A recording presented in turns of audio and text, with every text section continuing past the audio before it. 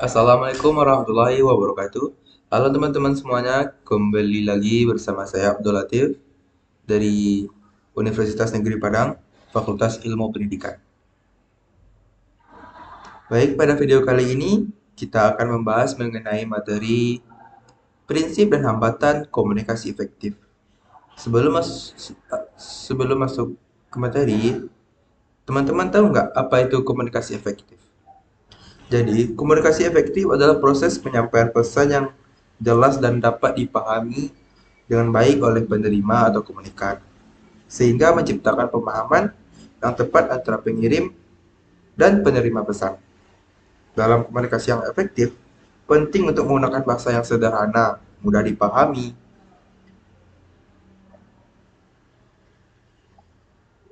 dan mendengarkan secara efektif, serta menunjukkan empati terhadap sudut pandang orang lain. Selain itu, komunikasi nonverbal seperti bahasa tubuh dan ekspresi wajah juga memainkan peran penting dalam mendukung pesan yang disampaikan dalam komunikasi yang efektif tersebut. Dengan menerapkan prinsip-prinsip dan akan menciptakan komunikasi yang lebih bagus di kalangan masyarakat. Justru teman-teman dengan berkomunikasi di kalangan masyarakat dan teman-teman. Nah, prinsip yang pertama dari komunikasi yang efektif itu yang pertama itu kejelasan. Kejelasan dalam komunikasi sangat penting untuk menghindari kesalahpahaman. Penggunaan bahasa yang sederhana, langsung, dan tidak ambigu atau tidak bertele-tele. Membantu penerima memahami pesan secara tepat dan akurat. Misalnya, hindari istilah-istilah yang sulit dipahami oleh masyarakat. Jadi gunakanlah bahasa-bahasa yang umum dan mudah dipahami oleh masyarakat umum. Nah, prinsip yang kedua itu ketepatan. Pesan yang disampaikan harus akurat dan berbasis pada fakta yang benar.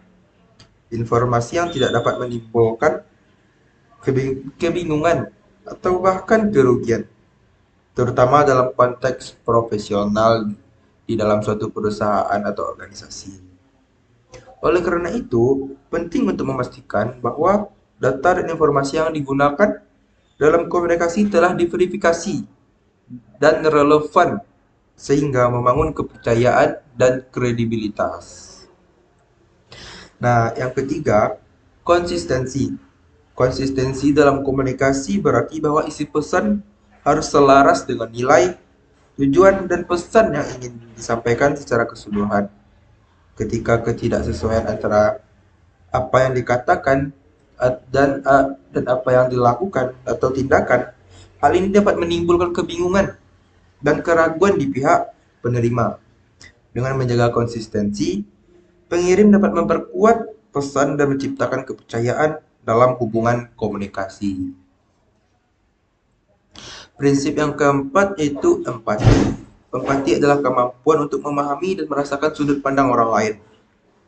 Dalam komunikasi menunjukkan empati dapat meningkatkan keterhubungan dan kepercayaan antar pengirim dan penerima pesan. Ketika pengirim menunjukkan bahwa mereka memahami perasaan atau perspektif penerima, komunikasi menjadi lebih efektif dan dapat mengurangi potensi konflik atau kesalahpahaman. Dan prinsip yang terakhir adalah umpan balik. Umpan balik merupakan respons atau tanggapan dari penerima yang menunjukkan apakah pesan telah diterima dan dipahami dengan baik. Umpan balik yang konstruktif membantu pengirim untuk mengevaluasi keefektivitasan komunikasinya dan melakukan penyesuaian jika diperlukan. Dengan mendorong adanya umpan balik, komunikasi menjadi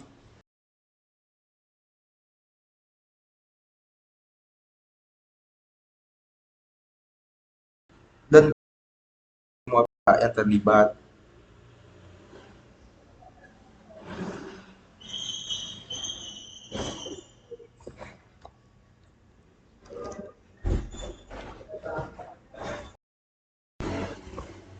Nah, materi selanjutnya itu di dalam saat berkomunikasi atau kita ingin mencapai komunikasi yang efektif itu pasti ada beberapa hambatan. Nah, hambatan yang pertama itu hambatan fisik.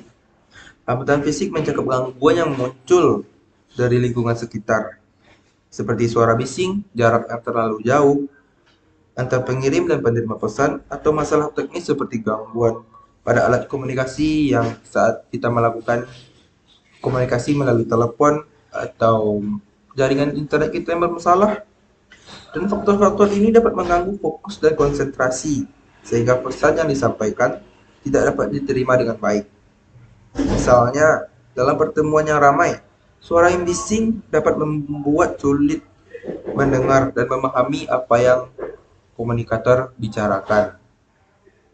Hambatan yang kedua itu hambatan psikologis.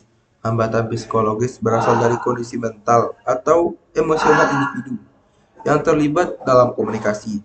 Faktor-faktor tersebut perbedaan persepsi, prasangka, atau emosi yang negatif, seperti kemarahan atau rasa takut, bisa menghalangi pemahaman yang efektif.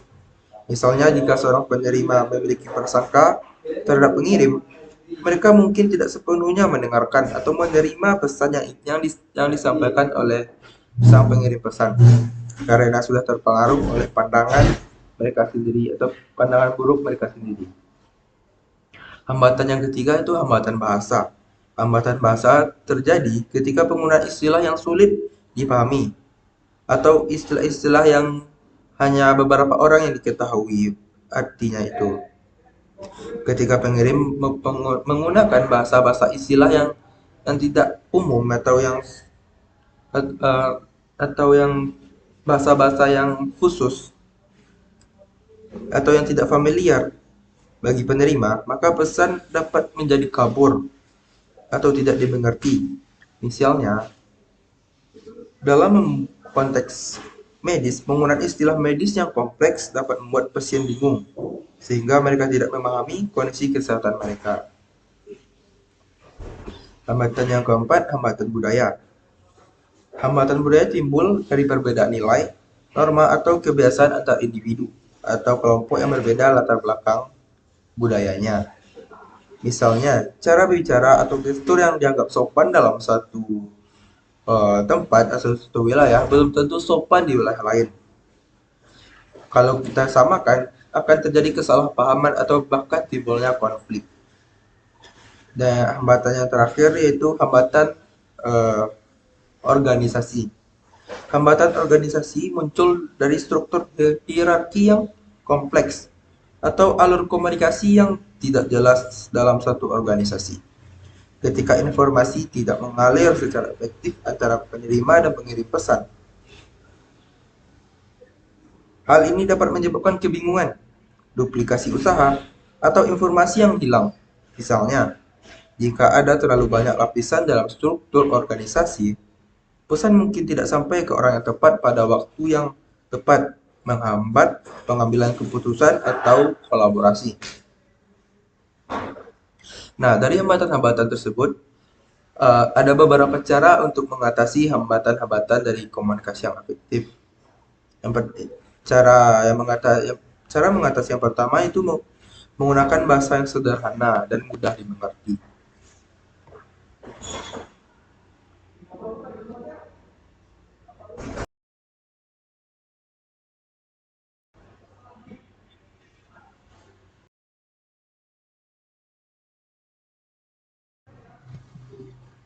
Untuk menghindari kebingungan, penting untuk menggunakan bahasa yang sederhana dan langsung.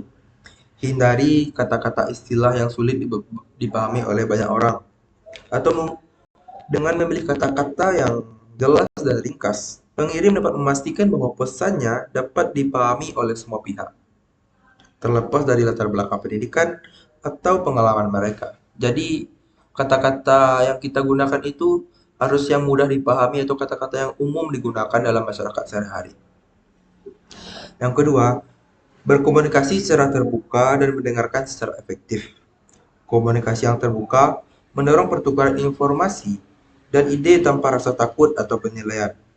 Mendengarkan secara efektif berarti memberikan perhatian penuh terhadap pesan yang disampaikan oleh pembicara, menunjukkan minat, dan menanggapi dengan pertanyaan atau umpan balik yang relevan dengan pesan yang disampaikan. Hal ini akan menciptakan lingkungan di mana semua pihak merasa dihargai dan didengarkan, sehingga meminimalkan hambatan komunikasi. Yang selanjutnya, cara mengatasinya menggunakan alat bantu seperti visualisasi atau teknologi yang lain. Alat bantu visual seperti diagram, grafik, atau presentasi dapat membantu memperjelas pesan yang disampaikan. Teknologi seperti aplikasi komunikasi atau video konferensi juga dapat meningkatkan pemahaman dengan menyediakan konteks yang lebih baik. Dengan menggunakan alat bantu ini, termasuk informasi dapat disajikan dengan cara yang lebih menarik dan mudah dicerna oleh penerima, sehingga mengurangi kemungkinan kesalahpahaman atau tidak dimengerti. Yang selanjutnya itu yang keempat, menghormati perbedaan budaya dan menyesuaikan gaya komunikasi. Menyadari dan menghargai perbedaan budaya sangat penting dalam komunikasi. Menyesuaikan gaya komunikasi untuk mencerminkan norma dan nilai budaya audiens dapat membantu mengurangi kesalahpahaman. Sebagai contoh, menggunakan cara bicara yang sesuai dengan budaya tertentu atau menghindari gestur yang mungkin dianggap protektif dapat menciptakan suasana yang lebih harmonis dan efektif. Dan yang terakhir, membangun suasana yang nyaman untuk mengurangi hambatan psikologis. Yaitu dengan cara menciptakan lingkungan yang nyaman dan mendukung sangat penting untuk mengurangi hambatan psikologis. Suasana yang positif dan inklusif dapat membantu individu merasa lebih aman untuk mengekspresikan pendapat dan perasaan mereka. Hal ini dapat dicapai dengan cara menciptakan interaksi yang ramah dengan penerima pesan, memberikan pujian, dan menunjukkan empati kepada mereka. Ketika individu merasa dihargai dan merasa nyaman, mereka lebih mungkin untuk lebih dalam untuk terjalin komunikasi yang lebih efektif. Nah, demikian materi video kita pada hari ini. Saya akhiri. Assalamualaikum warahmatullahi wabarakatuh.